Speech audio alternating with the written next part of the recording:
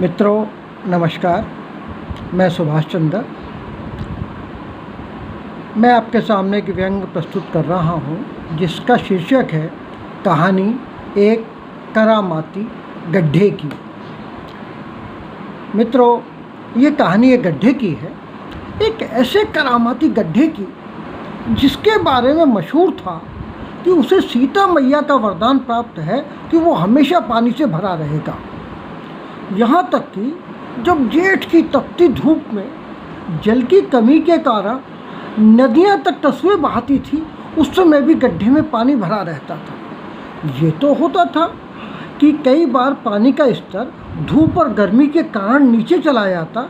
ऐसे हालात में शाम तक तो ऐसी स्थिति बनी रहती, पर सीता मैया के प्रताप से सुबह को फिर गड्ढा भरा हुआ मिल जाता था। मैया के इसी प्रताप के कारण वहाँ एक मंदिर भी बन गया था जिसका नाम पड़ा था गड्ढे वाला मंदिर। मित्रों, इस मंदिर में एक पंडित जी भी नियुक्त हो गए थे जो सीता माता की पूजा के महात्म्य के साथ साथ उनकी गड्ढे पर कृपा की भी कहानी सुनाते थे। यह कह सकते हैं कि इस करामाती गड्ढे की कृपा से आसपास की बस्ती काफ़ी चर्चित हो गई थी। गड्ढे के कई उपयोग भी थे। गर्मी के दिनों में गली के बच्चे मौका पाते गड्ढे में कूद जाते थे और स्विमिंग पूल का पूरा मजा लेते थे। उनकी स्नान क्रिया के कारण कई बार उन्हें आँखों की बीमारी, खुजली आदि फ्री गिफ्ट के रूप में मिल जाती थी। गड्ढों के पानी के कारण मच्छरों का भी स्थायी रूप से बसेरा वहाँ बना हुआ था। उन्हें पूरी तरीके से वहाँ आवास की सुविधा मिली हुई थी, सो सामान्य रूप से मलेरिया की फसल बिना किसी खास परिश्रम के 12 महीने वहाँ उगा करती थी। और बारिश वगैरह के मौसम में तो डेंगू, चिकनगुनिया आदि बीमारियों का भी ब्यौत बन जाता था। इसी कारण मोहल्ले के इकलौते डॉक्टर चड्ढा हमेशा व्यस्त रहते थे और उनकी इस व्यस्तता ने ही उन्हें किराए के 2 कमरों के मकान से 3 आलीशान कोठियों का मालिक बना दिया था। अब ऐसा तो नहीं है कि इस गड्ढे को भरने के यत्न नहीं हुए होंगे। नगर पालिका ने कई बार कोशिश की, गड्ढा मिट्टी से भरा भी गया, पर जाने क्या हुआ कि दिन में गड्ढा मिट्टी से भरा जाता, रात तक भरा रहता, पर सुबह होते ही सारी मिट्टी बाहर हो जाती, मिट्टी की जगह पानी ले लेता। 2 बार ऐसे ही हुआ। तीसरी बार में उम्मीद थी कि गड्ढा पूरी तरह भर जाएगा। उस दिन पंडित जी ने अपनी कथा में भक्तों को ज्ञान दिया कि देखो, साक्षात सीता मैया अपने अनुचरों के साथ गड्ढे पे आती हैं और अपनी देख रेख में भरे हुए गड्ढे को खाली करवाती हैं और उसमें पानी की व्यवस्था करा के जाती हैं। पंडित जी ने आगे बताया कि सीता मैया ने कल रात ही उन्हें सपने में दर्शन दे के कहा है कि अगली बार अगर ऐसा हुआ तो गड्ढा भरने वाले को उनका बहुत बुरा श्राप लगेगा। सपने की ये कहानी पंडित जी ने बड़े गोपनीय ढंग से अलग अलग लोगों के कानों में डाली और उनसे कहा कि किसी भी तरीके से नगर पालिका के सुपरवाइज़र को इस बात को मत बता देना। अब आप तो जानते हैं कि अगर आप किसी व्यक्ति से ये कह दें कि इस बात को फलां को ना बता देना, तो वो बात फलां तक ना पहुँचे तो वो बात की बेइज्जती मानी जाती है। तो जाहिर है साहब, उसी शाम को नगर पालिका के सुपरवाइज़र तक ये बात पहुंच गई। सुपरवाइज़र ने पहले तो विश्वास नहीं किया, लेकिन जब उस व्यक्ति ने सीता मैया की उनको महिमा बताई, गड्ढे के बारे में उनकी सुनी गई जितनी किंवदंतियाँ थीं वो बताई, उसे सुनकर सुपरवाइज़र घबरा गया। उसने गड्ढे को भरने का विचार त्याग दिया। बात भी ठीक थी, अरे भैया, सीता मैया के क्रोध के सामने कौन पड़ेगा। इस प्रकार गड्ढा भरा नहीं जा सका, उसमें पानी वैसे का वैसे ही चलता रहा। हाँ, ये जरूर हुआ कि रात को सीता मैया की कृपा से उसमें जितनी भी मिट्टी पड़ी थी सारी बाहर निकल आई और मिट्टी की जगह जहाँ जहाँ कमी हुई थी मिट्टी की, वहाँ वहाँ पानी भर गया। कहते हैं कि उस सुबह के बाद भक्तों की आस्था सीता मैया पर और बढ़ गई। नतीजा के मंदिर की आमदनी भी बढ़ गई। सामान्य तौर पर गली के सब लोग इस गड्ढे के प्रताप से परिचित थे और उस पर श्रद्धा भी रखते थे, पर एक बन्नू थे जो उस गड्ढे के प्रति द्वेष रखते थे। और मौका मिलते ही वो सीता मैया से एडवांस में माफ़ी मांगकर गड्ढे को गलिया भी लेते थे। उनके ऐसा पाप करने के पीछे बड़ा सॉलिड कारण था। बात यह है कि वो जब भी वो किसी काम पर लगने का जुगाड़ बैठाते वो बीमार पड़ जाते। कभी उनको खुजली हो जाती, कभी खाज, कभी मलेरिया, कभी चिकनगुनिया, कभी डेंगू, कभी ये कभी वो। वो तो गनीमत थी कि सरकारी अस्पताल वाला कंपाउंडर उनका रिश्तेदार था जो उनको फ्री की दवाइयाँ दे देता था। पर वो हमेशा ये कहता था, जब भी वो गोली की पुड़िया देता था वो ये बात हमेशा मन्नू से कहता था कि बेटे, अस्पताल की फ्री की दवाई जितनी चाहे खा लियो, पर जब तक तुझे गुड्ढे से मुक्ति ना मिलेगी ना, तब तक तू परमानेंट ठीक होने वाला ना है। अब जब तू ठीक होगा तब तेरी नौकरी लगेगी।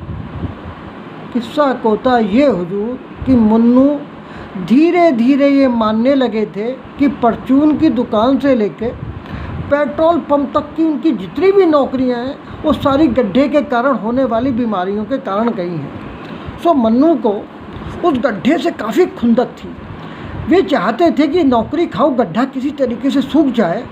इसके लिए वे हर रविवार को सीता मैया के मंदिर में प्रसाद चढ़ाते थे और गड्ढे के भरने की प्रार्थना करते थे, पर कुछ हो नहीं पा रहा था।